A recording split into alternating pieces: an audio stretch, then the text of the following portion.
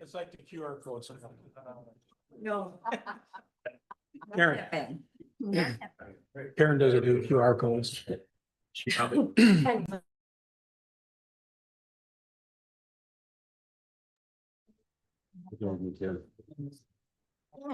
That would be nice. What can you do? I heard that you have to listen. Yeah. All right, good evening, everyone. Like to call to order the March 18th, 2026 meeting of the Parks and Recreation Commission. First order is roll call. Commissioner Searing, Here. Commissioner Moorhead, Here. Commissioner Tyson, Here. Commissioner Gary, Commissioner Lundmark. Here. All right, if you're able, appreciate you joining us and stand and join the Pledge of Allegiance. Pledge allegiance to the flag. To the republic for which it stands, one nation, under God, indivisible, with liberty and justice for all. Item 4, approve the agenda. Any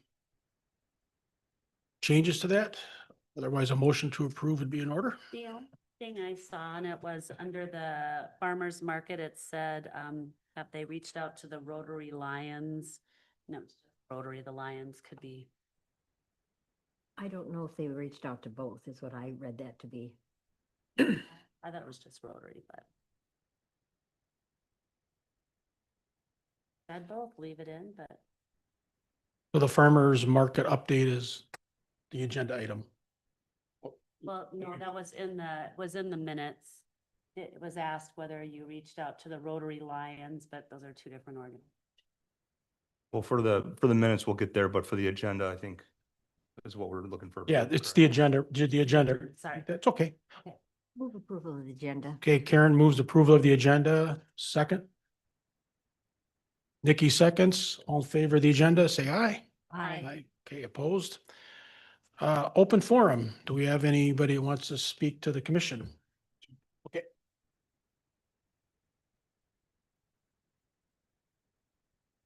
And Cal, for the roll call, why don't you add that Sue's here now? Okay. All right, Riley Richardson. Appreciate you coming. Just once again, say your name and address for the record. I'm Riley Richardson. I live at 4406 Douglas Drive in Crystal, Minnesota. I'm with MWP Recreation, and I just wanted to stop in and introduce myself as we plan on participating in the RFP for Bayview Park.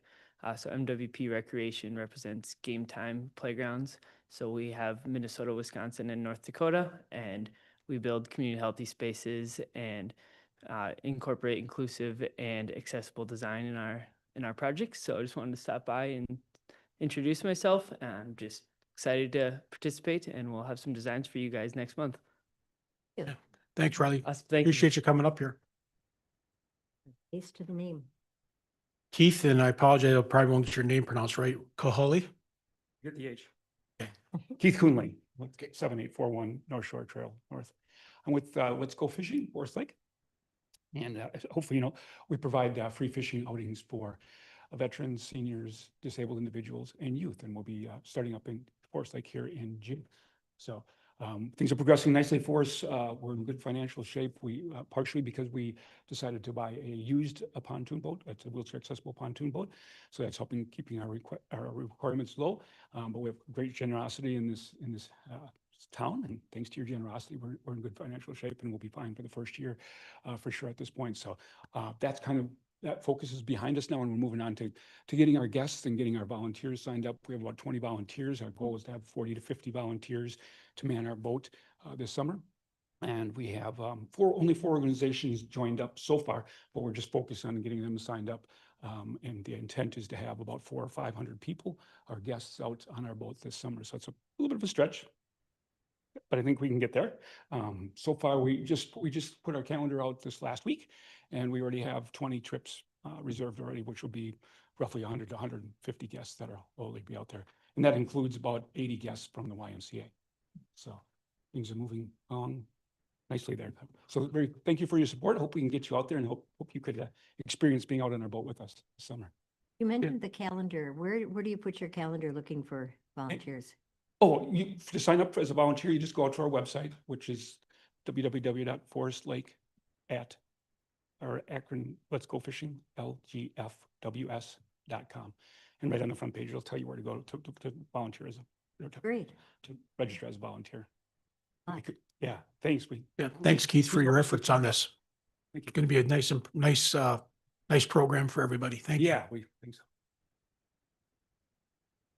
Okay, item 6, approve meeting minutes. And Melissa, you had a tweak? Okay. No, that- Yes. I see that now, and yeah, it looks like it just says about the Rotary Lions helping. And that was just the Rotary that we had discussed that Karen had asked, so I can remove that Lions. Any other revisions to the minutes? Otherwise, a motion to approve would be great. Tim moves. Yep. Melissa seconds. All in favor? Aye. Okay, opposed? All right. Item 7, Forest View Estates Park dedication. Abby, welcome.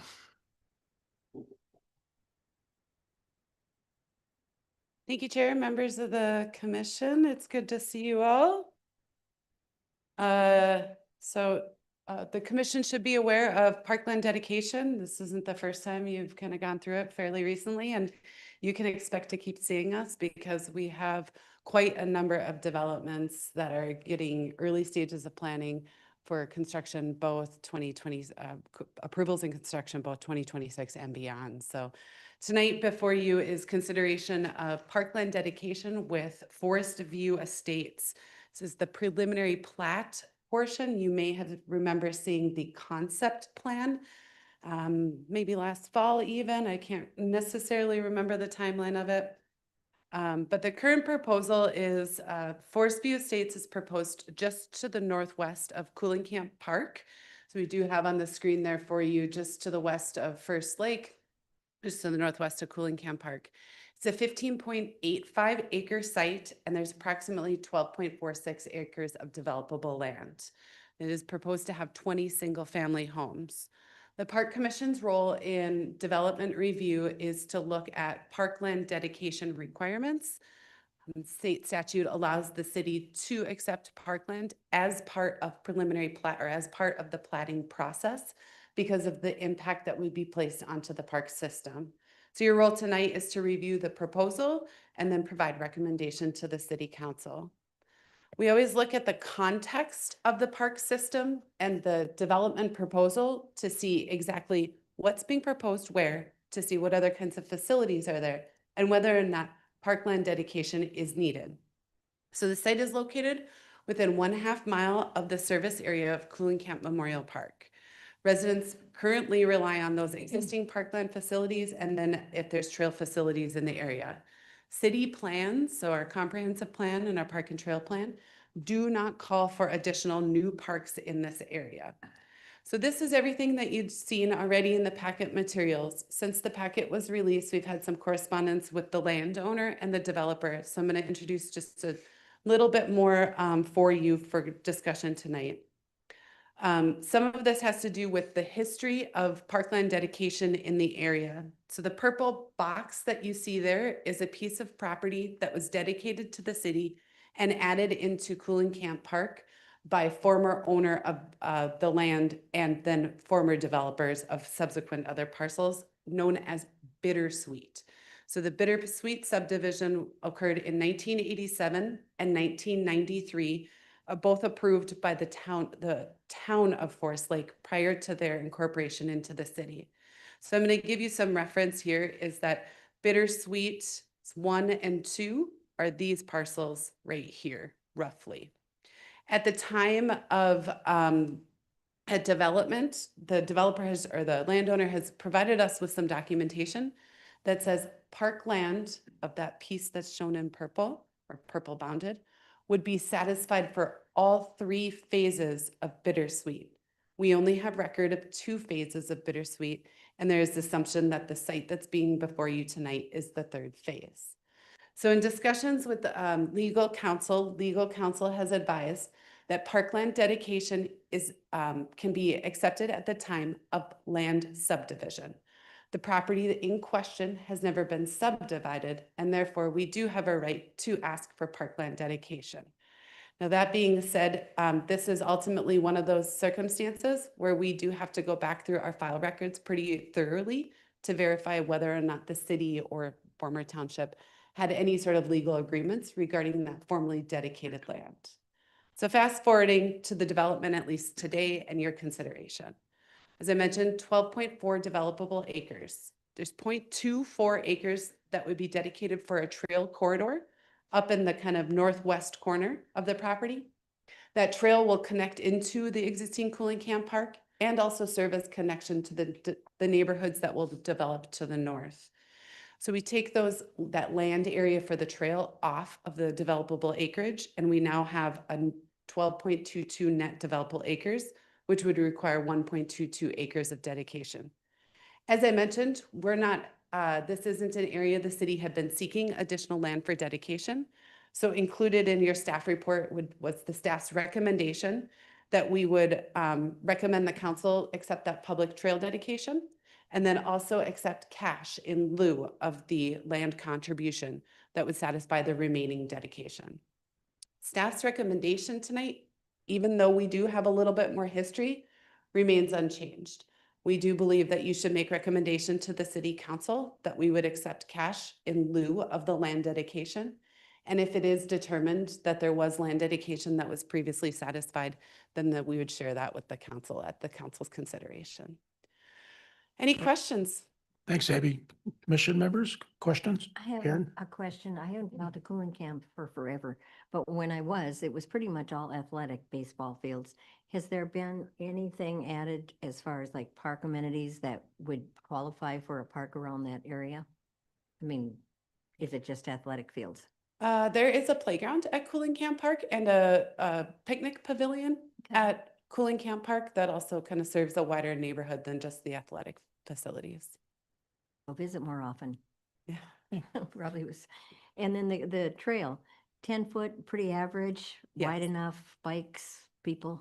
Yep. Yep. Other questions?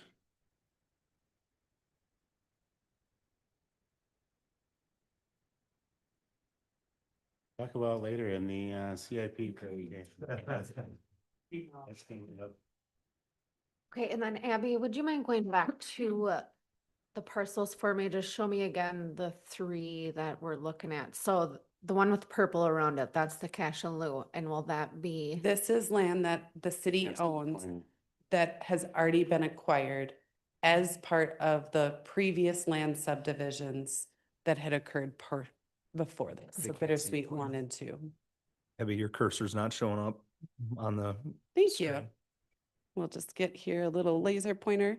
And will That that be purple the new- parcel we own. Okay. And then got it. this would be Bittersweet 1 and Bittersweet 2.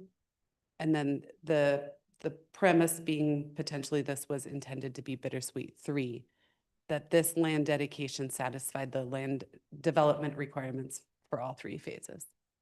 You're welcome. Thank you, Kyle. Abby, would the action be accept the cash in lieu and also the public trail dedication? I mean, you certainly, yes, can make your motion to accept the trail dedication and fee in lieu of the remaining land. I think that would be the clear, that we're approving both or recommending both, the trail and the cash. Somebody want to make a motion if there's no more questions? And that we accept the trail dedication and the Cash in lieu. cash in lieu of property. Okay, Karen makes a motion. Second. Tim seconds. Any more discussion? All in favor? Aye. Aye. Opposed? All right, that passes. Thanks, Abby. Thank you. Looks like you get to stay with us. I'm going to. How did that happen? We like that, so you Give me get, just a second. Leave that I on for just a while. unplugged to change the document and my display settings changed. so the next item is Lakeside Memorial Park Boat Launch Discussion and Recommendation.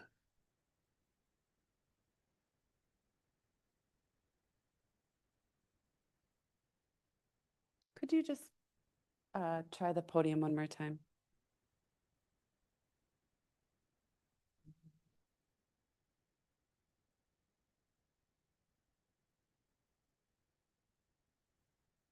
There you go.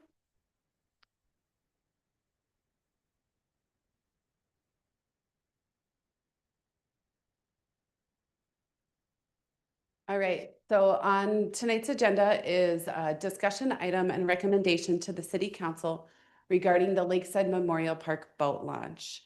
So giving you some background, I think this commission knows I like to give you the background of why we're here, how we got here. So in June of 2005, the city entered into an agreement with the DNR that the DNR would pay for a significant portion of the Lakeside Memorial Park, or the First Lake public boat launch. And that agreement with the DNR said, hey, city, we're going to do this, but you need to maintain it for 20 years. That period of 20 years has now since expired. In July of 22, the city council adopted a downtown plan. The downtown plan called for many different improvements throughout the downtown and a few relevant things in Lakeside Memorial Park. One of those things in Lakeside Memorial Park was consideration of relocation of the downtown boat launch. In addition to that, it would be also the consideration of consolidation of the docking facilities, so both your boat club and the transient boat docks. And then also the installation of public improvement on the north side where that launch had been, of a new entertainment kind of stage. So additionally, since that time, in 2024, the city also conducted a shoreline stabilization study and a boat launch relocation study. So as part of those plans, it was kind of twofold. One, we know that the shoreline in Lakeside Memorial Park is not the greatest, is not the most stable. Annually, our Public Works Department is going out and reconstructing the shoreline. The shoreline, in essence, is not constructed in a way that will continue to withstand the pressure, the seasonal pressure that the lake is facing in that area. And thus, we do end up with some erosion. We'd like to try to protect the shoreline in that area. And so that was why the stabilization study was done. So as part of that, the city contemplated, if the launch could be relocated, where could the launch go? The first option was leaving the launch where it is. The second option was utilizing existing right-of-way in 2nd Avenue Northeast. And then the third option was a little bit farther north in the 4th Avenue Northeast right-of-way and on adjacent property next to that undeveloped underdeveloped right-of-way. At the time that the study was brought before the city council determined that that northern location is their preferred location for a relocation of the launch. But I do want to note that portions of that launch facility, all of the ancillary parking for that, is located on private property and is not property that the city owns. So in other words, the council has indicated they would like to move the launch outside of Lakeside Memorial Park, but they've identified a location that we do not yet own. The shoreline stabilization study also looked at different conceptual plans and identified a preferred alternative to the plan that does include a significant amount of rock, stone put in, much larger boulders. They're actually dimensional boulders, is that what you would say? Stacked dimensional boulders that are designed to withstand the pressure that the lake is causing with that heaving. In that shoreline stabilization study, there was the analysis that the city could stabilize the shoreline and consolidate docks with or without that launch in its place. So tonight, the reason that this is before you is some of this happened long before this commission was seated. And it was the idea that we needed to get back in front of this commission to get your input so that our public works staff and park staff could move forward with planning for a public infrastructure project, predominantly the shoreline stabilization, though it does directly link with that boat launch relocation potential. So tonight for your discussion is just the concept of shoreline reconstruction. I don't imagine you'll spend a lot of time on this, but really the idea is this requires annual maintenance. We need a long-term stable plan, And we need to start capital planning for that. You'll hear a little bit about that later on, I think, with Public Works Director Adams. So then it leads us to the launch. There is no publicly available alternative, but there are upgrade and repair concerns that we have. However, should we need to upgrade and decide to keep the launch in this location, we are going to need to do that either at our own cost or in a new agreement with the DNR. And if we enter into a new agreement with the DNR, we are entering into another long-term commitment to keep the launch in this location. So the discussion tonight and the staff's recommendation is for you to discuss that shoreline stabilization with or without the launch. And staff acknowledged in the staff report, hopefully you all read those before you come, that this is not an easy conversation to have, and that staff recognizes you might not be prepared tonight to make a recommendation. And so staff is here acknowledging that we're here to support the commission. And when I say we, I mean the team here is here to support the commission if there are ways in which this commission would like additional public outreach and public input, either by surveys, public open houses, and or public hearings scheduled before you. So big topic for conversation.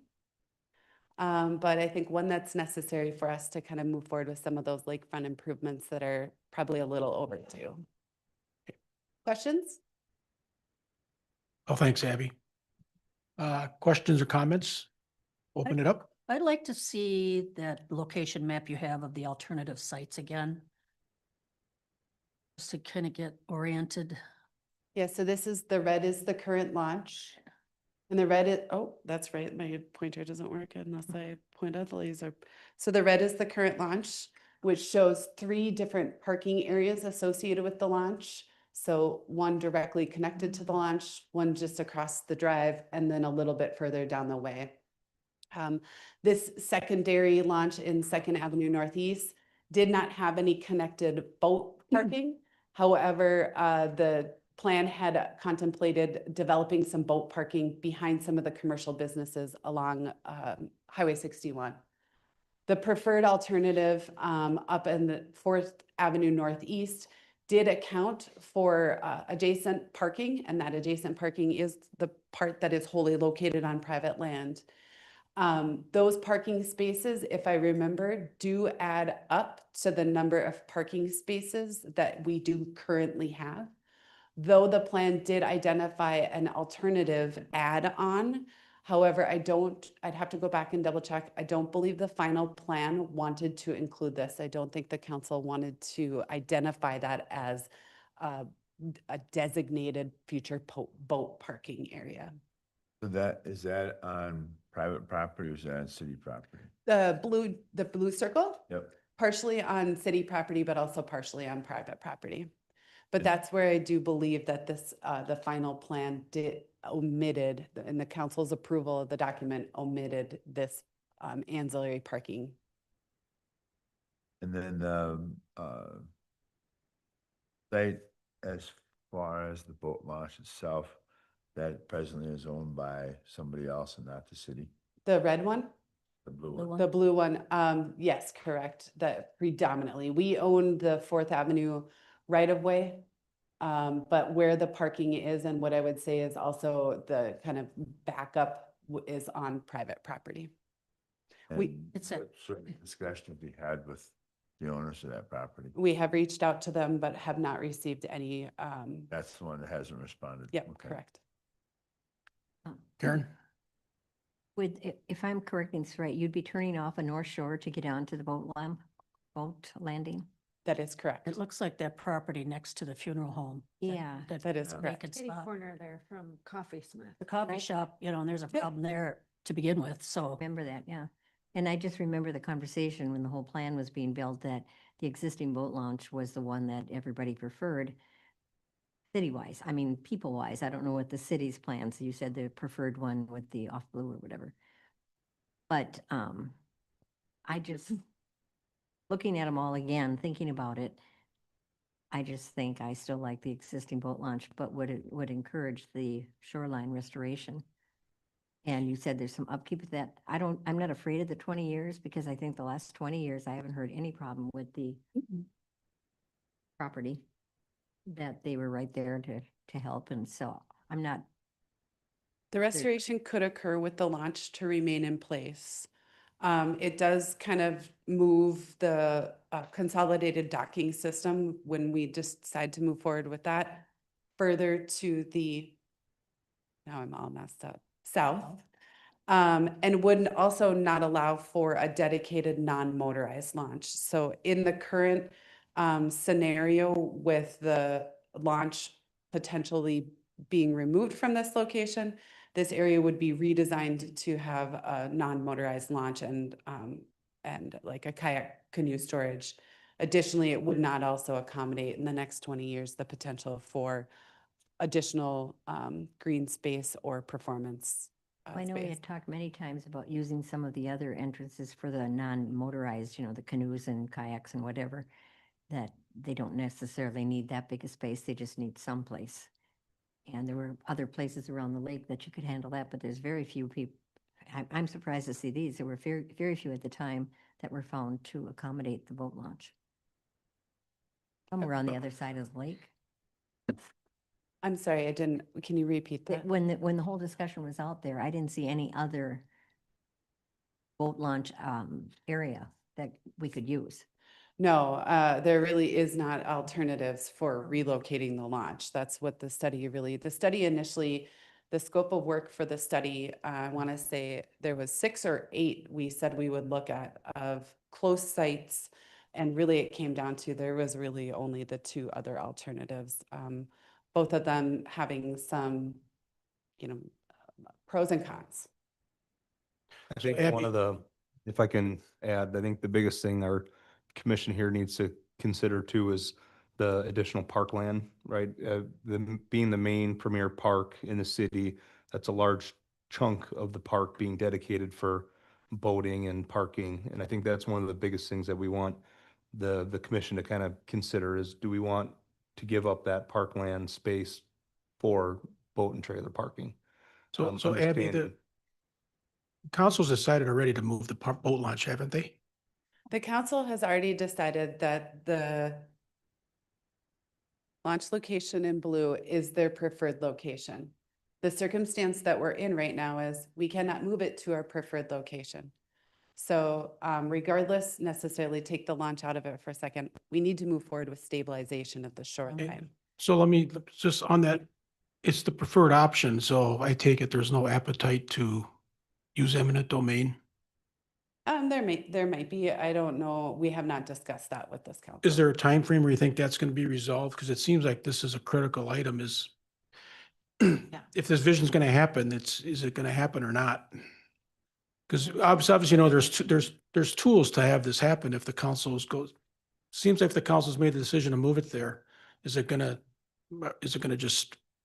anything gonna move forward or not? Well, clear that up for me. I know it's, Is that they're going to move it there or not? I thought they were looking for advice and answers. No, the council has already determined this is their preferred For location. the site, but they haven't decided that they're going to take that site. There has not been conversations of condemnation of private land for relocation of the boat launch. Okay. All right. I would think What that's is- kind of a nightmare, I'm plus sure it's PR You bet it would. disaster. If I may add something into it, I think the council did like that as the preferred method, but they also acknowledged at that meeting that there wasn't a current Parks and Recreation Commission and that they wanted feedback from this commission when Okay. this commission had been formed. So I think part of that's why this is being brought to either confirm or get that same recommendation, or to have a different recommendation or comments from the Park and Recreation Commission. well, to Kyle's point is, Karen, from Arts in the Park, it's a nightmare to have that boat launch there with all the people for Arts in the Park. And if we could convert that boat launch area into parkland, it would really make that park great. That, and the parking for the boats there, while there are several spaces in all those different places, it sure is nice to have that one streamline, and you don't have strollers going behind and all the things that we have down in Lakeside Park. I've always thought that was an odd place for our main boat launch. I mean, money-wise for the business is good, but There's a lot of reasons why it's good to have it there. There's some reasons, like you said, back and forth, where yes, it'd be nice to have that land for other things, but we also have to remember these boaters and these people with boats that come, they're not just no one. And so I'm kind of, condemnation part doesn't sit well with me at all for that, but they're Well, I think comfortable with where it is, but usually we're talking about maybe some fix-ups or changes with it, that it could still be there and changed somewhat, or you're just saying it can't be there at all? No, I'm not saying it can't be there at all. I think the argument is both the shoreline and the launch are in need of repair. And what are we going to do with those facilities until such time as launch could be relocated, if it could be relocated? You can't separate the two. You could do the restoration now without having a firm commitment on the boat launch. As shown, yeah, in the slide that I had already, Right. you can do that. I think it's just the idea of, do you want to move forward with leaving that launch there? If that's the case, then I do believe Public Works Department, park staff are going to be coming back and talking about those improvement costs. Yeah, it's the shore, so there's two things going on, to Abby's point exactly, there's shoreline that needs to get restored, and also the boat launch is 20 years old, so that's why they have that cycle, is because it's dilapidated, right? The docks are shot, and probably if you've been down there, you see that all the concrete is shifted around, there's a big washout, I mean, we get how horrible it is. So you either, so that's why part of this question is if you go lock in with the DNR will redo this boat launch, but then you're signed a 20-year, that's gonna be there for sure for another 20 years. Do it yourself,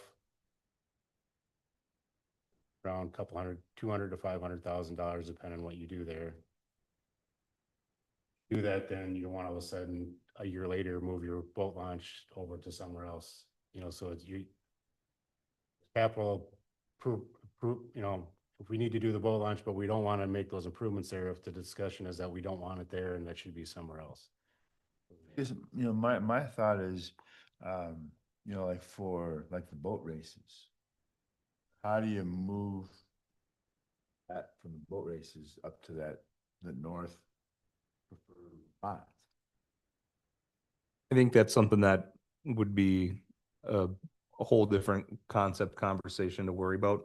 I think the biggest thing again is just kind of thinking about our main park, having that space either be dedicated for the boat launch or not, and then not worrying about if we move the boat launch, how does it affect those boat races? There's other ways to have those discussions and other times to do it. I think the biggest thing is just we have that restoration that's got to take place. Do we want to do the whole shoreline with the boat launch or without the boat launch? And that's kind of where clearly it might have to come back for a separate staff report. where's the shoreline project planned for this summer, Dave? The project and the boat launch all got dollar amounts put on it, so you'll see that later in the CIP, that it's a capital project that's just kind of hanging out there. It was 1.5 million, 1.45 million, something like that to do that. I mean, obviously we chase grants and funding for that. We wouldn't hopefully have pocket, but it's been floating from, I can't remember. 23, 24. So it's been just every year, it just jumps another year in the CIP because if we decided to do this project, then obviously it would be not the next summer, it'd probably be the following one to try to get. Do we have time then to let the city flush out whether that option, moving the boat launch to that private property is even an option? Because if there's if city reaches agreement with that landowner that moves that launch up there, then this issue goes away for us, right? I think it might be driven by this commission to see really what your thoughts are. Is do we want that boat launch to stay or Okay. do we want it to go? I think that kind of could be a driver. But I guess I'm looking at costs here. So if you're repairing your boat launch where it is, what does that cost compare to getting the new ground and then developing that into a launch? What's? I don't think we, So I think there was some price with that as well. I don't know if you know them off the top of your head, but I believe in talking with the DNR does not want to get in the business of buying land, right? But they'd heavily participate in building, the launch, the parking lot and all that, you know, so. Their expense, not Forest Okay. Lake's expense? Do they have a, do they lean one way or the other, which would be the better location for the loan? No, Have an opinion? They have no opinion. And they have no opinion if we close it, never put one back. They said, they provide two public accesses to this lake already. They don't have a comment on this third one. Well, Participate if the city added a third and requested another launch, but they don't, if we decided today to shut it down, they wouldn't. Sue, you had a, yeah, I just wanted to note, so the cost of creating the preferred location is that, but I would assume that there's gonna have to be some traffic flow changes there. That's a tricky spot to be Yeah, putting it boats is. and trailers Yeah. coming in and out. Yep. So there would have to be some change with the street layout and stuff. The new location. Back to that again. It shows you coming in off of Fourth and there's a turnaround. I mean, so it'd all be like that. Across the, Yeah, Off an North Shore Trail, you go around a circle, you back in, then all your parking ramp or slots are angled that way. Then to come back and get it, you'd circle back around and. North Shore Trail getting out onto 60. Lake, and then you. yeah, the funeral parking. Oh, geez. I mean, that would be where I would think something would have to give right there. 'cause Yeah, that's- yeah. I would think that's outside our scope really Yeah. to worry about, you know? It's that we wouldn't solve that problem. That would be somebody else Mm. engineering what would be the best traffic control there. Making them aware that it would be a problem. Yep. Well, right now, travel, The leaving it where it is, we wouldn't have to pay the repairs. They would come and repair it. Is that correct, Rod? We'd have to sign the 20-year, but we wouldn't have the expense. that is correct. And to me. There might, I can't say a full expense. Right. I think but it's a lot. cost share, but predominantly the DNR would pay a significant portion of the costs of the launch, no matter where it was located. But like Dave had said, the DNR doesn't require the city to maintain that first lake launch. So I think the ultimate question might come down to this commission, how insistent are we that we maintain a first lake launch?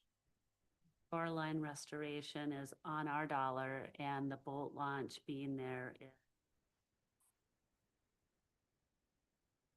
The boat launch being there is not creating more erosion. The seasonality is creating Okay, the okay. erosion. All right. But as part of the restoration project, you want to try to, do as much as possible so that we're doing as much as we can at the same time, versus necessarily leaving a portion of it unfinished into the future. One of your questions was, what do we think about having a survey or a town, public? Mm-hmm. I just think I hear a lot of different ideas here, different things that. What does everybody think about going out to the public again? I don't think it was very popular last time, but that could have changed. Nobody likes to. I'm just wondering if that's a hornet's nest you're poking. One, You I'm know. thinking, Well, let me tell you, it wasn't fun to come here tonight. Yeah. So, I mean, so I think I'm hearing that one of the first issues is, does Park Commission still want to keep this boat launch where it's at as a recommendation or go to the preferred option? If we bat that one around. I think They I'd wanna pay make it. a motion to keep the boat launch where it is. Can I ask you a Recommend- couple questions? Yep. Do we know approximately how many people that come from outside of the city to use this, or how many people really use this boat launch? we can get some numbers from the watershed district. I know we recently got those numbers for another development project that's going on. So we can share with you at least how many people are using the launch. Yeah, I'm just We can't curious. necessarily from where they are. We just Yeah. haven't been utilizing software to kind of track that. But there is software out there now that you can, or in applications that you can just cell phone data, start to look to see where your visitors are coming from. Well, it would just be interesting to see how many people really use this. How many people is it really going to affect? Right? Because there's people, yes, that live on the lake. They utilize the space over here in Lakeside Park and all the things. Arts in the park, whatever it may be. I think the There's a- Lake Association has the number. Yeah, there's a number Talked about of fishing at their annual tournaments. meetings about how many people have been Yeah. using it. Yeah. Launched. I think there's maybe 2 fishing tournaments throughout the summer too, from what I, Yeah. Yeah. So Tim made a motion to recommend boat launch stay where it's at. Does anybody want to second that? Seconded. Karen seconds. More discussion? I'll just say there's a lot of people that in that downtown study, and the city council's looked at this, and I like the preferred option. And I think we've got time to flush that out. It's a nightmare down there where that boat launch is now. Boats, if you think the traffic's gonna be hard up on Fourth Street, just watch them try to get back there behind all that commercial stuff and Done. but it's exactly. 20 years. All of a sudden, but- it's gonna be a huge. And I get the dollars and everything, but if we're gonna have this vision for downtown come true, then we've got to look at this as an opportunity. Granted, it takes a long time for visions to come true, but if we put more investment into this boat launch where it's at for 20 years, that vision is not gonna happen, so. And So, I can go either way with the majority, of course, but I would never go along with condemning property for. I'd probably jump the gun on that, because certainly they haven't even talked to the landowner yet, but you can always negotiate and work things hopefully out, so. And that's not our lane, so I apologize for that, so. That's fine. So, any more discussion? Otherwise, Tim's motion is to keep the launch where it's at, recommend we keep the launch where it's at. All in favor? Aye. Opposed? Bye. Aye. So it's 3-3. Which pretty much defines this issue. I don't know that, Well, I don't know if it was 3-3. I think, Oh, okay, all in favor, raise your hand. okay. yeah, 3-3, Opposed? For you. which at least means that motion fails for a lack of majority. And so what I'm hearing is that there isn't a lot of consensus. And it seems like that maybe this commission needs a little bit more information to be able to make some of those recommendations to the council. How does the commission feel about gaining some public input? I always love it, but I haven't got a good way of ever doing it. No QR codes are the answer. so this was in the downtown plan, It right? was, there was. This is in the downtown plan, Maybe yes. we need to zoom in on just this issue for, a lot of people maybe have forgotten the downtown plan or. I'd love to hear what the boaters that use it, because, the people that, I mean, if you live anywhere near there, you know how many boats go in and out of there. I'm a sunrise runner and there are boats in and out of there every morning. And then my friends live funny, right where option 1 was, which I'm glad that's not the option, Oh, because yeah. I'd hate to go home and tell them that's what we were thinking. But they see, the boats in and out of there all the time. I mean, I just think it's really nice with all the parking all together. That's a beautiful location. So I hope we can figure that out. I guess I don't know who the audience for the survey would be, Abby, and what we exactly would ask. Yeah, I mean, I think at least at the moment, neither do we, but I think this gives us some direction to go back and to put together a little bit of a plan to come back and see if you guys are comfortable with an approach for engagement. I think it would, probably be a general public survey. We might want to survey those business owners down there. That might be somebody else to just inquire with. About it. Yeah, I think asking the Lake Association, they do have, a strong membership. Well, and their meeting is coming up Yeah. April something, so maybe it could be, well, Might be quick, but a we could, discussion item. yeah. So I think at the moment, Shoreline. I think that I could see enough heads nodding, you want to fix the shoreline, Yeah, Yeah. yeah. but you don't know yet what you want to Yeah. do with the launch. Maybe a little bit more public input before we move forward with the shoreline project that included the launch or didn't include the launch. We have to remember, it's an asset to have that boat launch there. I mean, it's an asset to our city. So we can't treat it like it's nothing. Mhm. I guess that's the other thing I think about too, is that, you know, people, particularly with, you know, my boat club and everything being right there, they can walk fairly easily to drinks and food and whatever else.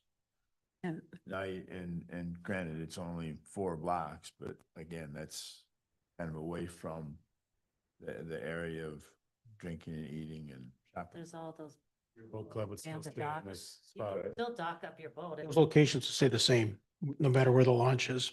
Those locations, But I'm just saying that the distance for the people to come, you know, where if you're going right down to the main spot, it's a block.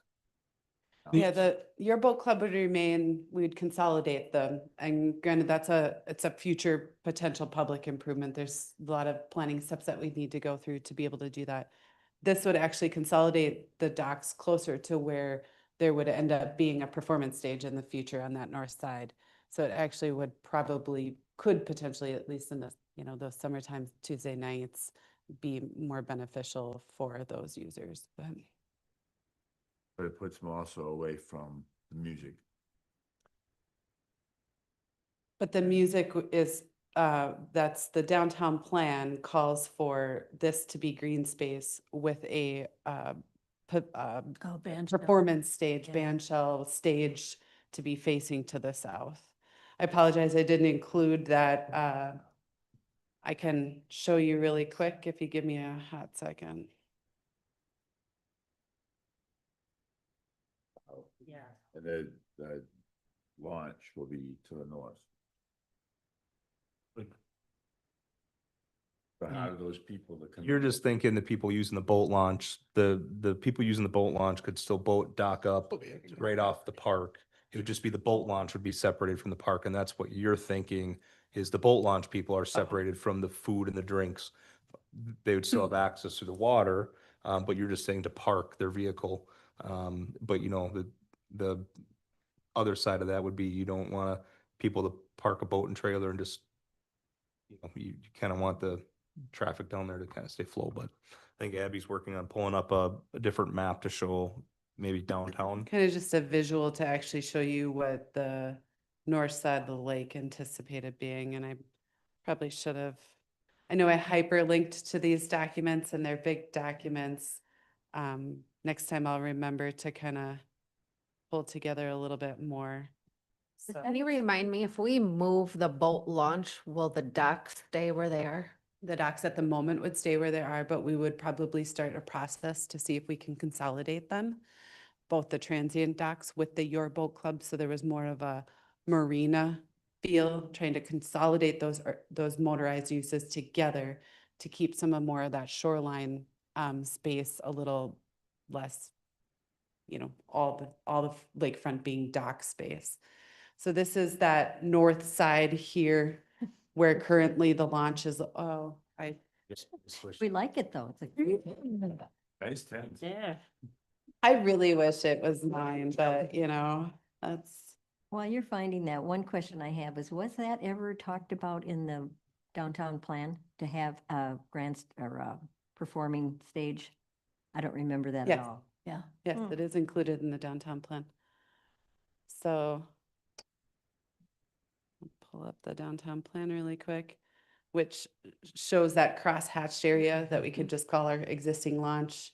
That would go away and that there would be a new band shell in this area on the north side that would perform to the south. I'll show you just one couple pages here. So again, here's some just different potential designs where you could include separate docks. We have looked at the potential consolidation, but there's that band shell with additional green space. You could also leave it open with green space behind it. But then that idea that you would have that kind of that parking, that drive, green space, band shell performance area, and then the docking system. Gazebo, and I think that's too close to have two performing places. That type of state. Different organizations in our area, they would love performing there, the dancing, the bands, all of that. I mean, they've got the gazebo that is not really set up for a dance group or I go down to Hugo and they built that beautiful area. And boy, when they do their weekend Hugo days, it is amazing. They, put on talent shows and all of that. And, the gazebo is nice, but your ground level and there's just so much to say about that. We'll talk about that another time. Okay. I'm All sure right, you- so Abby, appreciate, as you, obviously this is a Ongoing com- conversation. yeah. Yeah. Uh, I- Certainly one piece that seems like it's important to some of the commission, all the commission members is if we get cost estimates. Seems like that's also important. Sure. So I'm hearing cost estimates of the different types of potential work, launch an existing location, launch rehab with a potential cost share with the DNR, and then relocation estimate costs. And then also I'm hearing that some public input identifying maybe some of the numbers of people that are using that launch. If we can gauge where they're coming from, as well as just maybe general public input, including Lake Association input, before this comes back to you. If possible, too, the city engineer could give comments on the traffic flow Sure, at both sites, existing and, sure. And whether or not the property owner is going to willingly give up that land, because there'd be no other way that just for one person would condemn. Yeah, it has been a while since we've reached out, and so it's something a that I difference. would do again. But there hasn't been a reach back, so. That they'd be thrilled to have a boat launch right in there. Nikki? And me personally, I do like the opposite, a new location for it. And the only reason I'm saying that is I'm going back again, just the 9 years that I've lived here, watching Arts in the Park grow, Growing, yeah. watching all of these families grow and more people coming up here, right? And so to me, I think my big important piece was to make sure, even if we consolidate all the docks from the two different places, maintaining them there at the park so that people can still utilize them to boat, get off, go grab a bite to eat, grab some cocktails, do what you're gonna do, then be able to get on. And again, if you do have to take 4 extra blocks, I don't know. I'm just a big fan of the big parking lot too. I grew up down in Yeah. the cities and it's really nice just to have it all conveniently located right there. People can see it's a turnaround, it's a go, where right here we don't have a turnaround now. It's kind of a system. So I don't know. That's just my thoughts on it. I like new advancements, but again, because we don't know where time's gonna bring us for the next 5 years. If we keep expanding, that band shell and all that would be very beautiful. We could just add on more again to Arts in the Park, see what the future does. We don't know. And other additional programming, I mean, you can look at some of the other communities in the Northeast Metro and just how much their programming has grown and their community partners, programming interest has grown when they've made public investments into their infrastructure. Right, so I think we're ready to go on to, Thanks. thanks, Abby. Thank you. 10-year park capital improvement plan, Dave.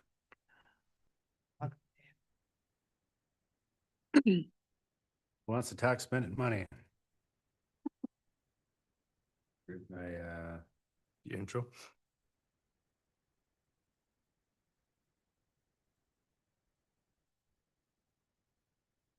So we're getting, weirdly enough, staff has already been asked to start putting together all of our budgets ready for 2027. Working through operation budgets and capital, so our deadline to get our capital in is May, so I figured I'd bring this forward to the commission to kind of see what staff has been working on and what the staff has kind of planned for the park fund. Development already happened now too. We're splitting out the park fund and the park dedication fund to separate those dollars. We've been going past and noticing that park dedication dollars may or may not have been funding other public projects that technically shouldn't be funded through park dedication. So finance is gonna separate the two so we can clearly see the dollar amounts that are in each. Not saying that those two funds cannot help to pay for one project together. It's just gonna be a lot cleaner for staff and the commission and for council to know what dollars are in each account and what they should be. A little background, the park fund gets $425,000 a year from the general levy projects. Years ago, there was $0 going into the park dedication. Stuff has been, and council have been working well to build that up. The goal is to, right now, to get it to $500,000, or the initial goal was to get it to that. They've been slowly adding incrementally.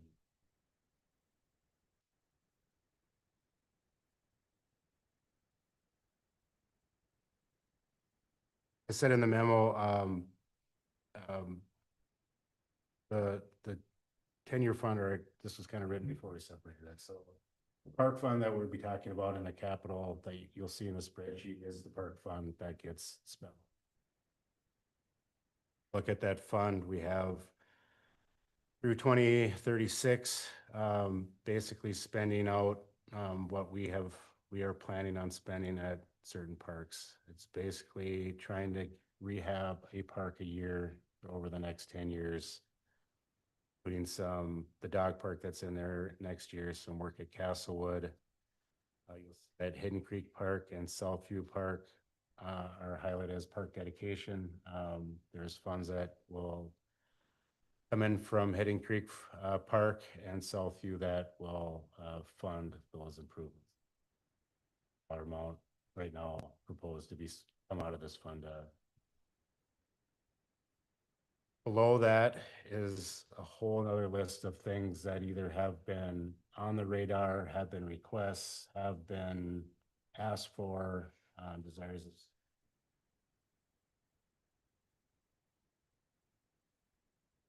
$500,000 worth of, as you can see, the shorelines in there and the boat launch and all that. So there's a lot of wishes and a lot of desires, and now we don't have any of those dollars, to spend. We have to figure out how to try to factor them in or get creative with funding, or get direction that we want to push playgrounds that are kind of falling apart out a few years to try to fund some of these things in years. But when we get to discussions as park dedication and land, that's stuff that needs to be in your back of your mind, that there's ancillary things that the community would like that we have to pay for, and sometimes taking the cash from the development to help fund one of these projects is helpful as well. I'm looking for comments, comments on this plan, or just more getting in your eyes to kind of see what Public Works and Parks and Rec have kind of laid out for the next 10 years. Park, this is basically the park maintenance plan. So a question Karen? for you, just Nikki? because I don't know. Earlier, like when we were talking with Jaren or about Johnson, the new development and doing cash in lieu for that plot of land there. When does that all take place in terms of them building? Does it come when they buy the development? I mean, when does that exchange happen from the builder and the city? When do you get the cash in lieu? Yeah. Typically when the development agreement is signed, that's when all the fees come in. And you don't know that dollar amount until that's negotiated out with the developer in the city. Karen? I really appreciate separating it out, because that gives us a much better vision of what we can do and what we should do. And I appreciate that. Kyle sitting next to you is great on running grants. Is there any grant writing coming into this picture at all? Yeah, I think we can do a lot of that, right? And I just this is a 10-year plan based on, if you watch the bottom line, is trying to get it so you have a low year and then a high year, and trying to balance out that if you had $500,000 a year, you could get all this done. And a lot of it's deferred maintenance on playgrounds. I mean, Bayview was 20 some years old. What's in 27 is Fenway Park. That if you've been out to Fenway Park, that's just completely falling apart. All the rubber ice is coming off the playground. So we did a lot of years when there wasn't anything. There's about 10 years where no parks were touched between 2014 and 2024. So there was just a big gap where nothing really happened. And 10 years is a long time when other stuff is getting older. So the good news is if you get through these 10 years, then all the parks have been gone through and updated. So there's going to be a section of time that won't be having needing to do. Where it falls off in 36, that is now updated all of our existing playground. That on a maintenance cycle. Yep, so myself, we have to submit a 20 or a 10-year plan to the city. I have a 50-year plan and project. I put it out 25 years and 50 years. All these projects that have a life cycle, you put it in there so the next me is already knows when these things are.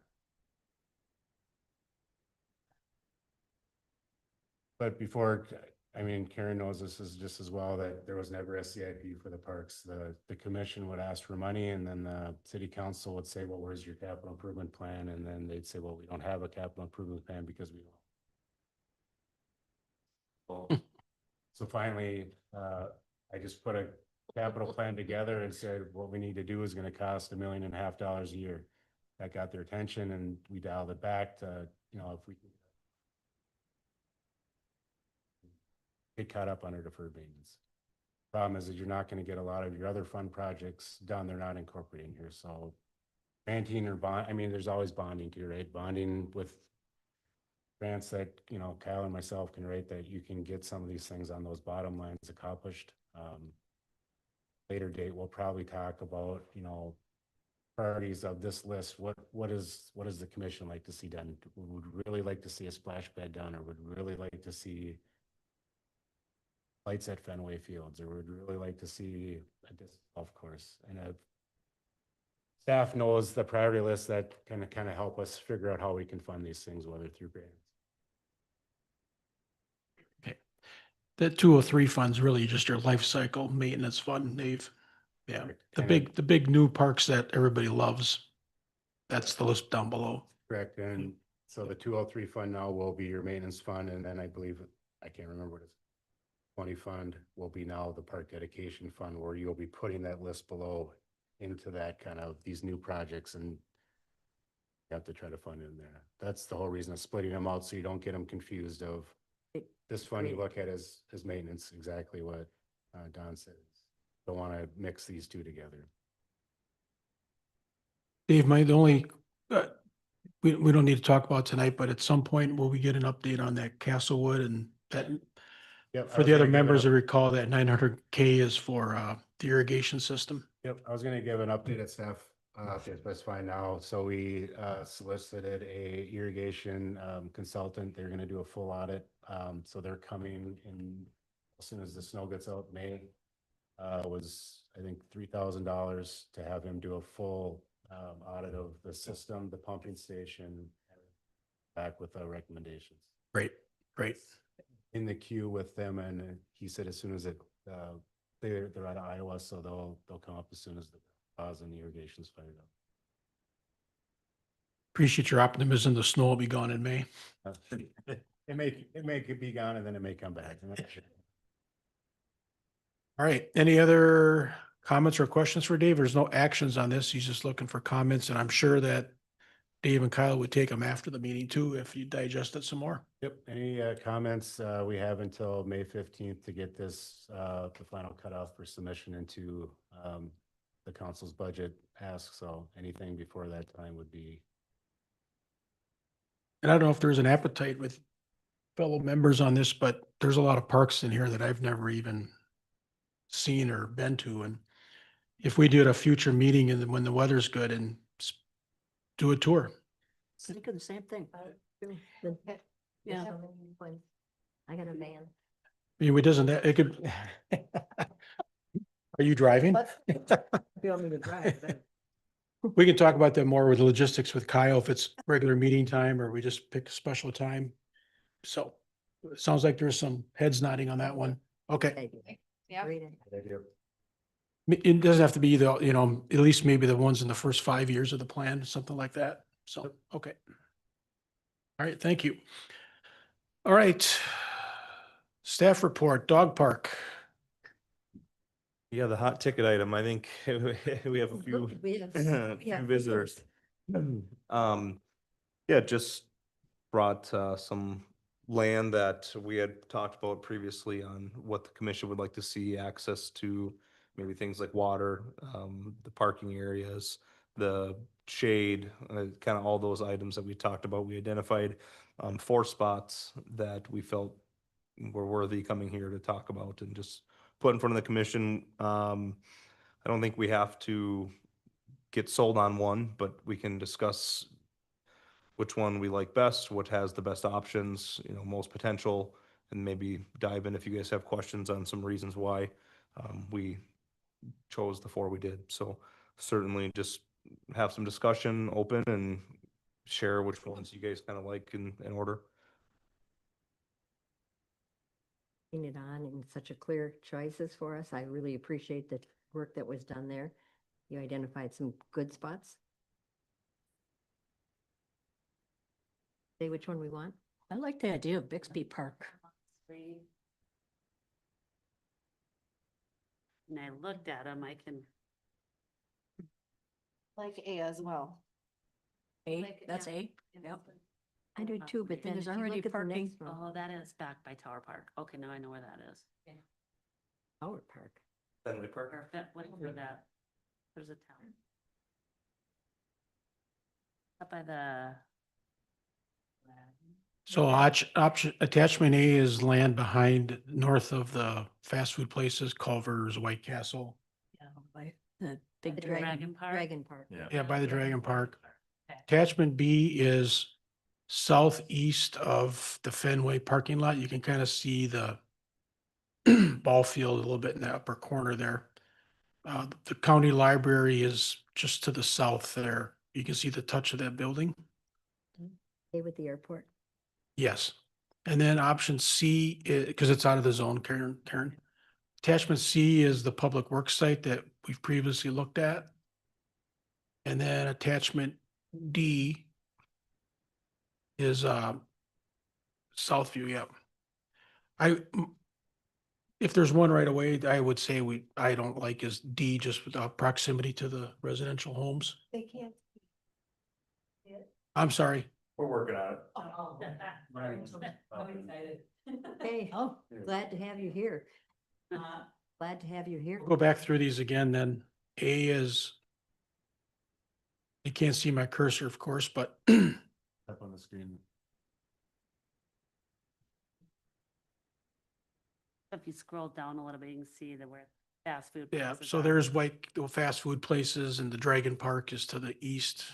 So I drove over there tonight and the water tower is straight ahead. So the trees that you're thinking about, we have to clear out some trees because right now it's just like a little band of forest over there. I couldn't tell what part of that you were gonna think of where that drawing was. Well, then for the visitors, so we'll go through these quickly again. Then attachment B is the one that's by Fenway. A lot of people walk their dogs now in this area along the Right.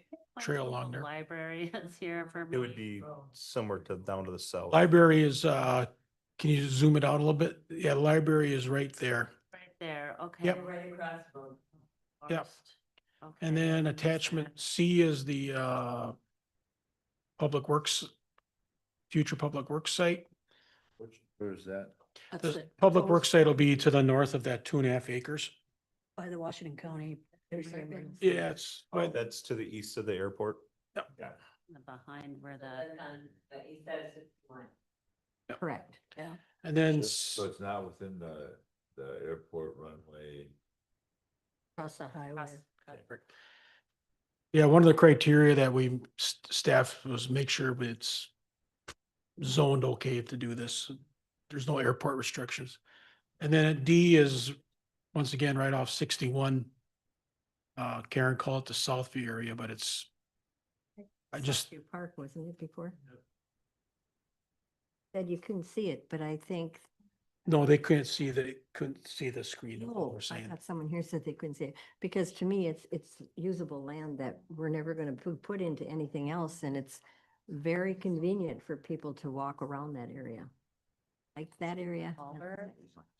That's Hallberg. No, so that Southview D is gonna be right, so here's Fenway. And then it's right Behind here. the storage units? That's Yes, storage and the unit. storage units. Storage units right Yeah. there? Call it, yep. Okay. Yeah. Call it right behind in there. Oh, gotcha. Then that, the Public Works site Oh. is right here. That one 12-acre piece was part of this, which is by Fenway. First option, I don't know. It's just really giving you the grief. So why don't we just go down the line and people give their comments on each four? That tonight we don't need to make a decision, right, Dave? Just, No, we're looking just for some comments. We like all of them. We don't like any of them. Go back and, or we prefer some of these, maybe look into some of these more. I mean, anything, any feedback Okay. you can give us would be fantastic. okay, I think A and B are great. okay. I used to like A, now I like B better, because I really liked where the people have already made kind of a dog Yeah. park, but we couldn't do it because of the airport. So if you found a spot there that we can do it with the airport's permission, I think that is, to me, my very first favorite one now. That's completely out of the airport. You have nothing to worry about there. It's good, because I love it. It's still walkable. It's got that Oh, walkability. yeah. Yep. And And A and B, I like A and B, A and but B, if I had to pick though, preference would be B for take advantage of the parking at Fenway already. People are already using that area. The other piece, city water will be very accessible right at the end of the Fitzgerald there for water. We saw was important. And then Kyle mentioned to me earlier that before the meeting that this is also prime for some walking trails, which the city is short of through the Oh, wooded yeah. area. Yeah, something to consider is just a extra walking trail, which we're very short on. So you could definitely have a dog park, but then you have a multiple use. Maybe do some trails throughout the wooded areas. Obviously do some clearing, but Tim or Sue, Karen, Nikki? I like all of them, to be honest. I think B, I really like B too. I would just really be interested in what prime times, I guess, are for dog parks for people, right? Cause I'm up at Fenway every day and there's already not parking. And there'd be right off the edge of, or the end of Fitzgerald, there'd be, the idea is you could put a parking, like a gravel, start with like a gravel lot there. And yeah, I mean, I think we would try to encourage people to not park at Fenway, certainly, but people are gonna do it. But if you have your own dedicated, even if it's just a gravel lot to start, you have several parking spots down there. I love that idea. Yeah, just something dedicated at least. no one mentioned third option, which we kind of talked about already. So then I would like to go down to, again, the Southview area, because again, there's land there that I can't imagine what's ever going to be used for. And so that would be my reason for liking that one. It would be a great spot to have a dog park. But I still like the second one better. Okay, And just to point out, we're not proposing a 12.5 acre dog park either. That would be, I mean, we're just showing that how much land is available. I think if that was the preferred option, then Kyle and staff would look into, okay, what should we do with this 12.5 acres? Don mentioned walking trails or something else that we try to put a better concept together of what we do with that acreage. So I just want to make sure we all know that we're not going to use that whole thing as a. You're being conference. very generous. Wow. So, Dogs Even- must really like you. Even the mix though, having a place where you have the trails around it, you've seen dog parks like that, you know, you can be on leash on the trails and then go in there.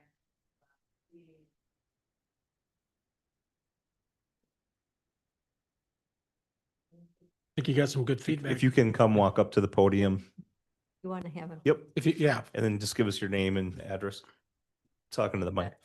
19850 Forest Road, Trailside Senior Living.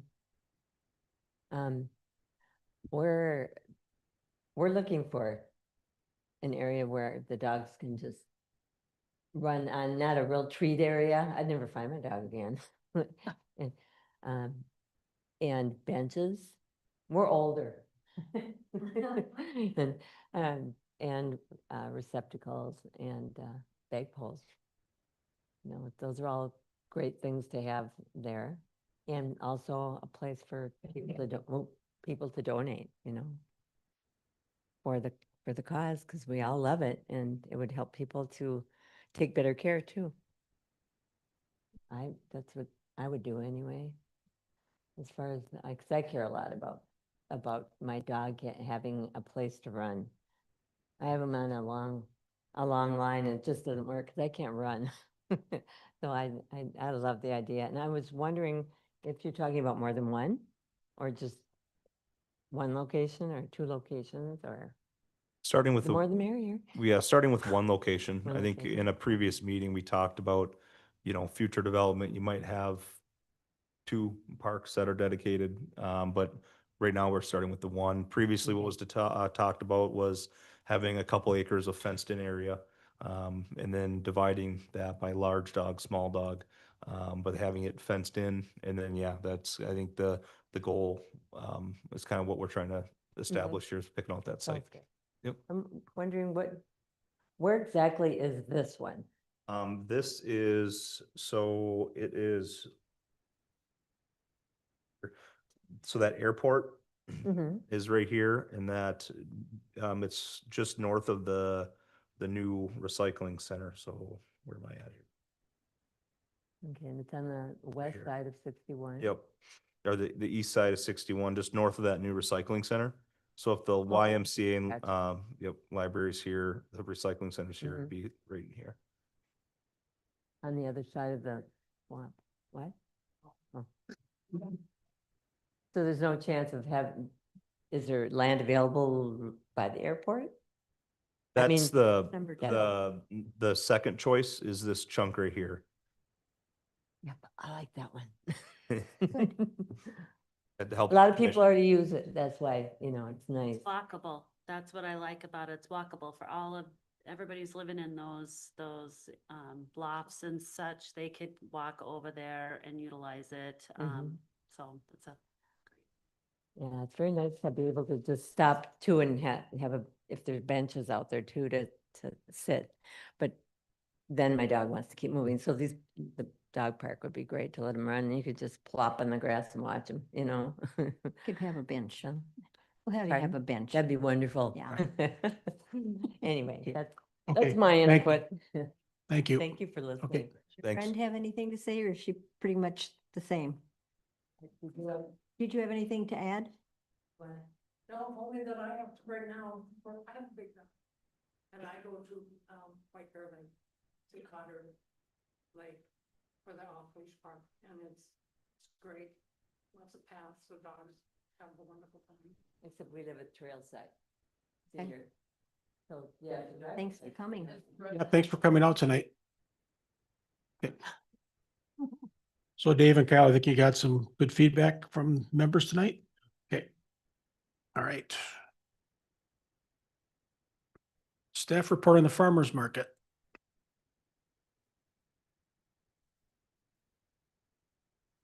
Just to finalize, moving forward with the farmer's market, the purpose and regulation, brought that here last month just to kind of preview it, make sure there's no big changes. So settled up on didn't make really any major changes, just kept the dates that we had talked about before, that June 20th, just we did have some marketing out there for those dates. So nothing really changed. We're just going to move forward with having the city council adopt that with the recommendation that you guys had preferred that.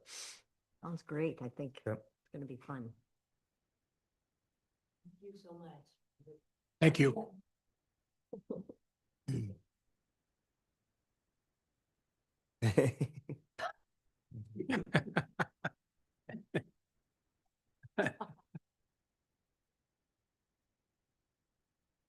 So just, yeah, like I said, just looking for the motion to recommend the Okay. approval for those. Somebody like to make that motion that's in the packet?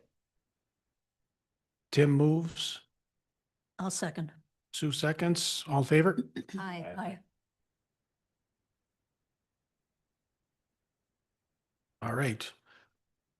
One agenda note for all of us is, if we have members or public that are here for an item late on the agenda, I have no issue of moving it up so they don't have to sit here through other items, but we just have to find out why they're here, right? Yep.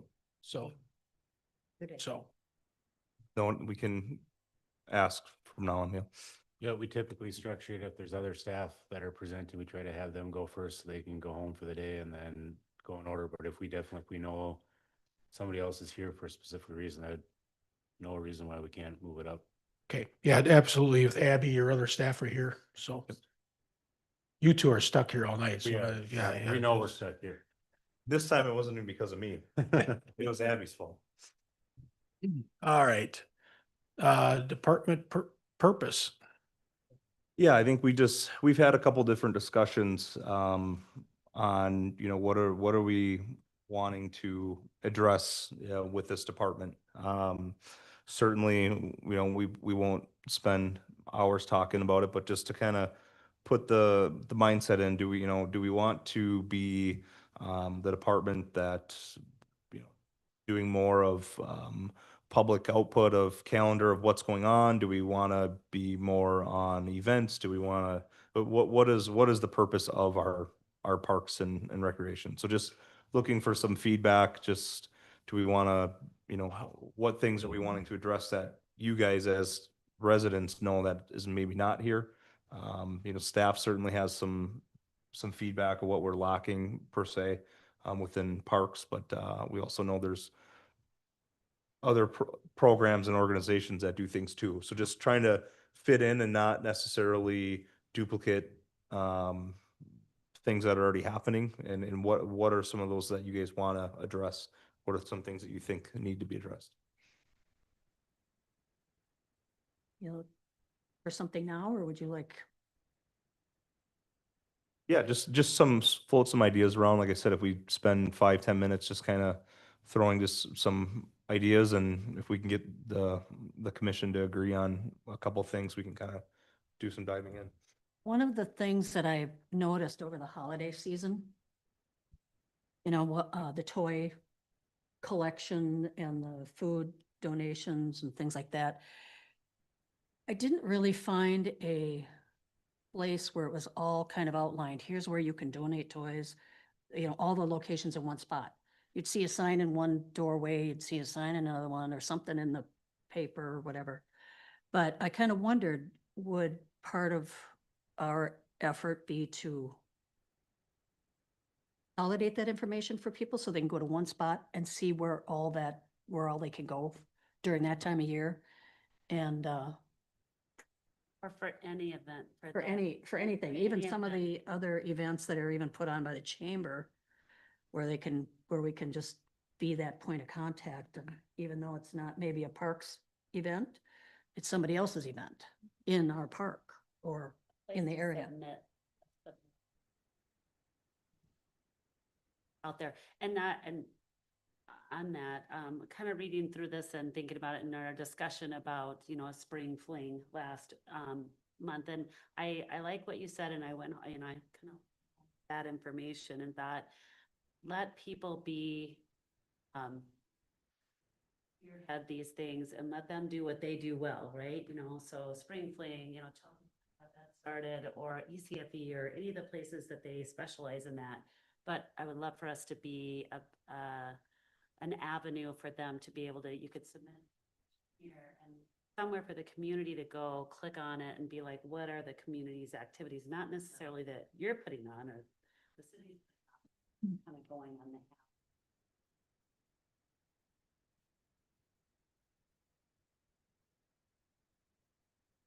calendar that people could, you know, calendar. So something like that, like toy drives going on, the different locations maybe that they are. Idea, communication is always the most important to me, to have it in as many places as we can. And use everybody's information. Now, the chamber does a great job with that. If they're a chamber member, they put out the blast. And they have the community happenings in the paper. So dealing with this community for so long, I know the hardest thing to do is, where do they look for the information? We can put it in a number of places and hope. But one of the things that I hear, two of the things, one's taken care of, disc golf. This commission a long time ago was going to use one of the parks for that. Now over by district office, by Target and all that. You know, they're gonna Information have center. that. So I think that takes care of that. The other thing that I promised my little neighbor boy, and we really are short of, is somewhere for the bikers to go. Couple areas. We had an area for them, and then the drugs came in and people weren't around to watch it, and that was it. But this little guy said he would not do drugs if we could just find him a place to go and ride his bike. So, and I do think that's one thing that we're lacking. You know, we've got a lot of things, but if we could just find some piece of land, doesn't have to be expensive or big or. Part of a park somewhere where they're, yes, they did have a skate bike park, but it was, Misused. well, you just put it in a corner where nobody can see them. If you put it out in the open where there's lots of people, then there's less chance of it happening, so. So what I'm gathering from just kind of the conversation is really just kind of be a hub of information. So not necessarily going out and trying to reinvent the wheel with running events or putting on, it's just being a hub of, here's what's going on in our community. Right, that you went out and met with so many different organizations. That's what this community is all about. We did branch out with the city center having the garden or the farmer's market. I think things like that, if they come up, that we can look out for, because I think that's going to be a powerful one for the community. Not branching out and looking for things that maybe haven't been announced, but if we hear something, maybe it'll work, maybe it won't work, but we could bring them forward. Yeah, I think obviously we'd have to talk to make sure that we can have a community site that, of what the rules are, who's we, all that all goes, but I think just by, everything was in a perfect world and everybody used that to post with their events, you'd probably be able to start seeing where the openings are, where there's not stuff going on. Nothing going on every single Wednesday night. Groups may say, okay, goal would be to fill up 7 days a week. There's something going on in this. But you up to Hayward a bunch in the summertime and you click on their community calendar and there's 10 days. Find it on one calendar and that's where you find it. So everyone's point too, we don't have to start doing everything if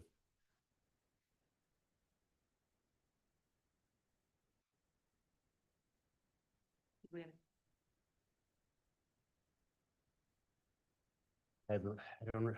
I don't think it's their chamber site because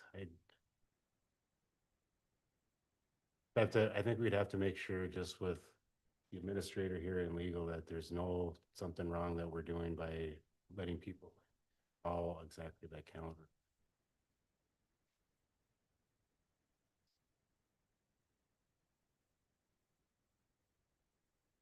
your point with Cal being a connection with all these people, I don't think it would, all these groups and organizations. Okay, every time you have an event, just send me an email, we'll get it up on this calendar, you know.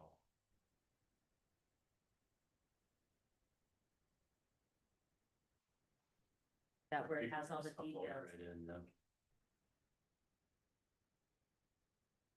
I'm also hearing that we don't want to start chasing events. I mean, the farmer's market's a great thing, maybe one-offs here and there, but we shouldn't.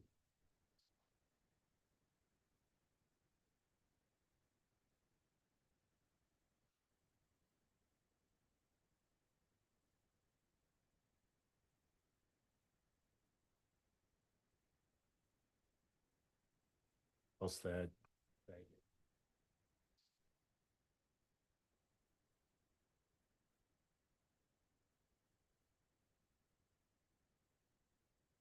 I assume the city has a mission statement, right? At this point, they're working through a strategic plan and all that with council, and then we kind of hit a bump in the road here. Okay. So working through it, there's a lot of mentioning of parks and recreation and Yeah, this is a big complex topic to. You say parks and recreation, if it's just parks, it's easy. We just have to maintain the parks. It's when you throw in the recreation pieces, what does that mean, right? I'm wondering if, Kyle, you've got contacts in the rest of the Twin Cities, if there's other suburbs with park and rec departments. Like you see in your memo, not to recreate the wheel. Get some ideas from them.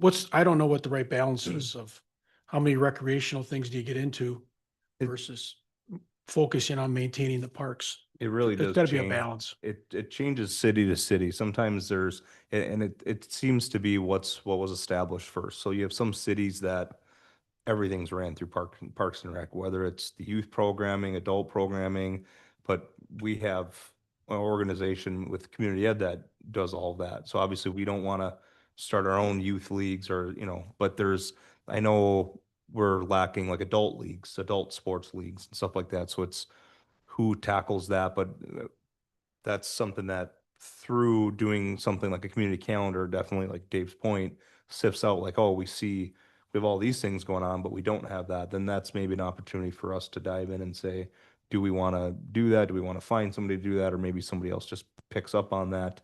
So it certainly, yes, kind of what the commission's thinking with kind of being that community hub would probably be the first step in figuring out what are we missing, or is that happening? We just don't know about it very well because it's not being put out there. But Yeah, then having a there's list of- The pickleball, he can tell you how Yeah. popular pickleball is, and that's certainly for the adult population. I think you hear it all along, and I don't know what it is that we can do for them, but the team, the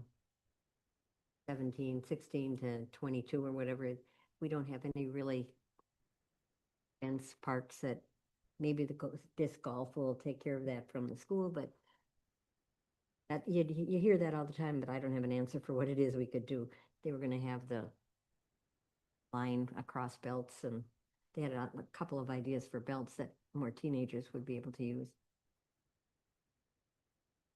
But he hears that. Maybe Commissioner Tyson, Alan had maybe this commission wants to have create their own mission statement and then, work back from that, correct? I mean, he has their mission statement and why they do what they do. I mean, maybe that's what this commission wants to do too, is, have an identity and this is why we do what we do. And then sometimes that's easier, better to make decisions on what comes forward as, this is why we do what we do, and this doesn't fall into this category. We don't want to entertain this, or this is right in our wheelhouse and this is something we want to latch on to, promote, start doing, Which one, egg or the chicken? So. Mission statement is the chicken. I think part of your mission statement is what we're asking right now, right? I think if you reframe this as, hey, we're gonna start trying to find our mission statement, we'd be having this conversation, the same conversation that started off of make it more of a formalized step back and start that process. Touching on it every workshop or commission meeting for the next months, just to kind of work on it. You spend time on it. Good start, because one of the things I heard over and over, nobody in the city cared, nobody wanted to answer their phone, nobody ever wanted, whatever, and you get pretty tired of sending people to the city if somebody there isn't gonna respond. And Kyle, and even yourself, but mostly Kyle, that he'll answer his phone, he's out in the public, he's at arts in the park.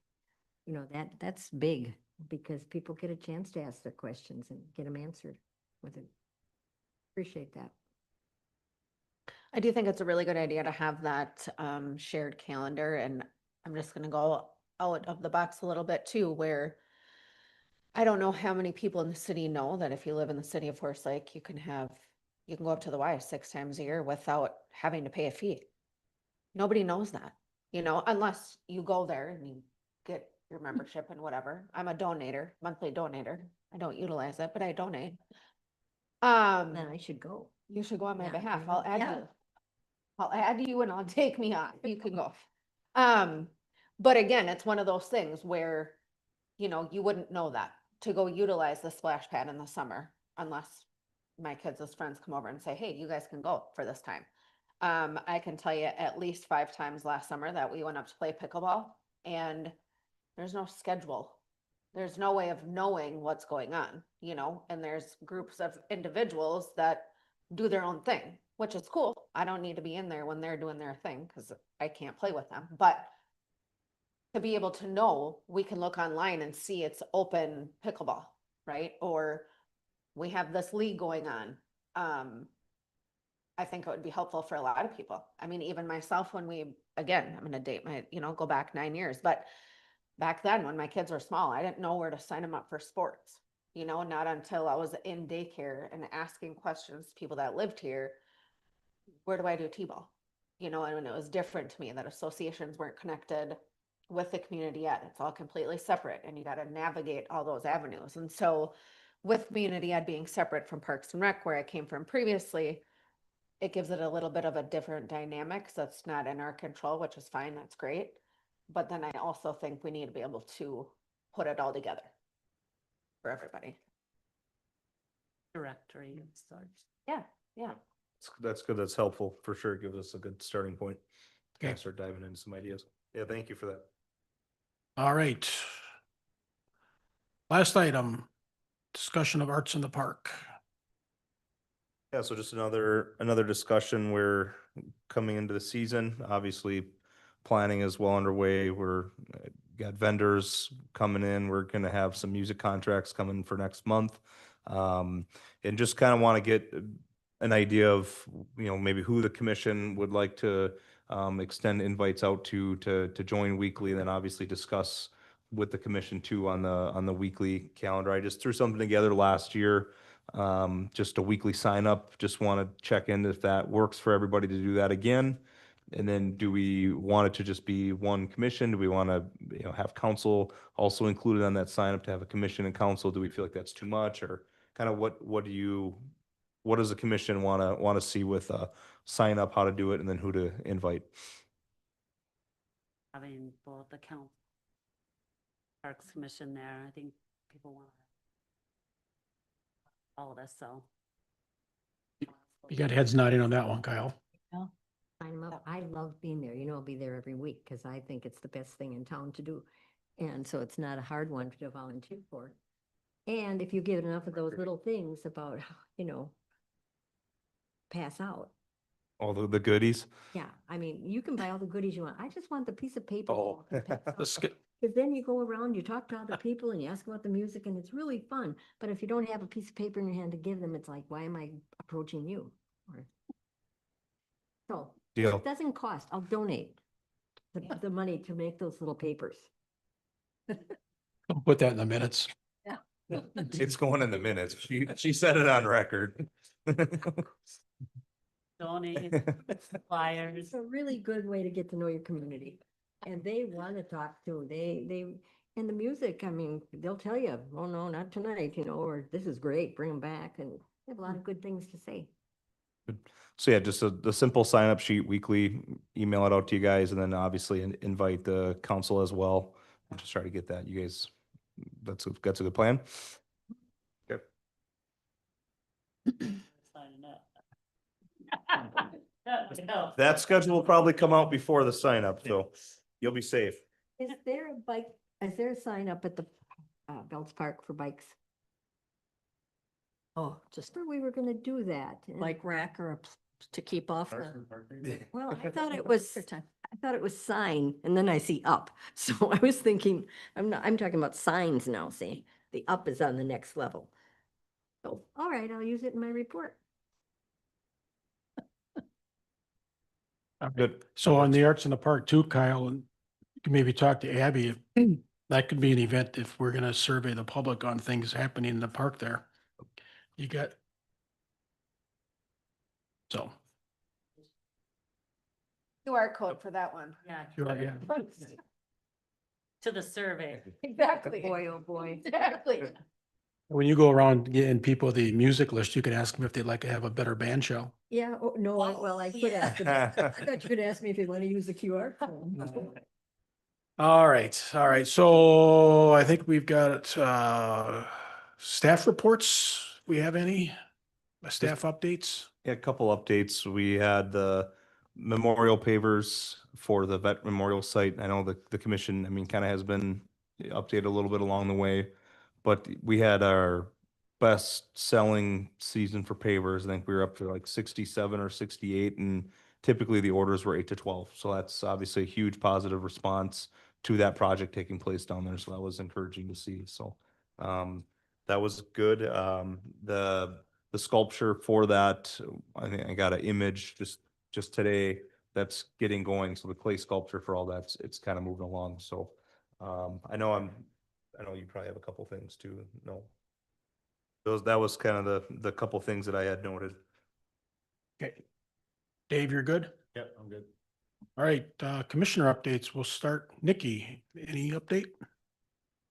No update. Karen? I have an update. I would like to know about the bike sign at Belts. I made a handmade one last year and I really would hope not to have to do that again, although it did look pretty darn nice, but we were gonna talk about that and I don't wanna talk about it in September because those bikes could really ruin that ground. And there's no way of telling them to stay off of it. I think We ordered the bike rack and all that stuff in the fall, so we just.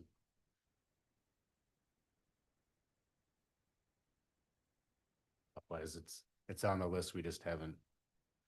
Rack and everything came in like November, I believe, and so we haven't just got to then, so we were putting up a reader board too to be able to put community news in there, like to that point about the PICMO, so the goal is to try to get a reader board at every single park we have.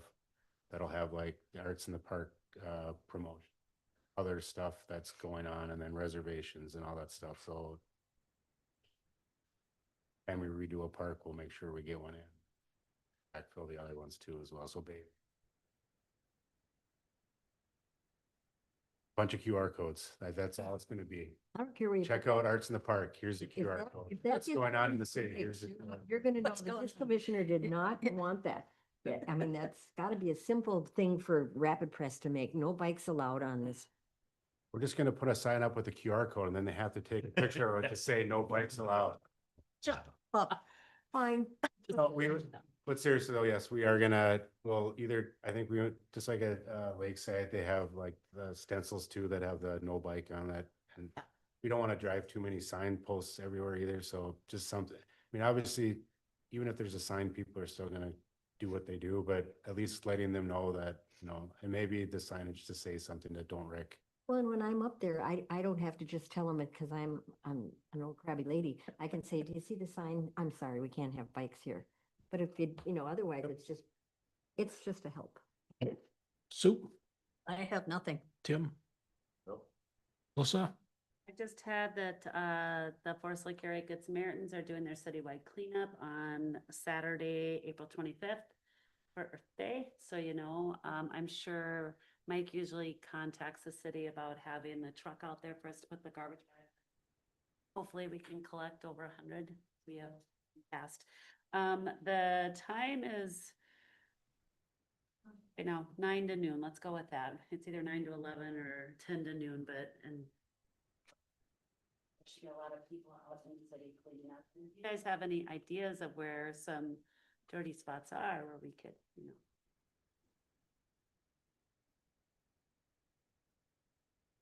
Oh. Sounds good. Thanks, Melissa. All right. We have a motion to adjourn. Tim moved and I'll second. Sue seconds. All in favor? Bye. All right. Thanks, everyone. The ones- Safely.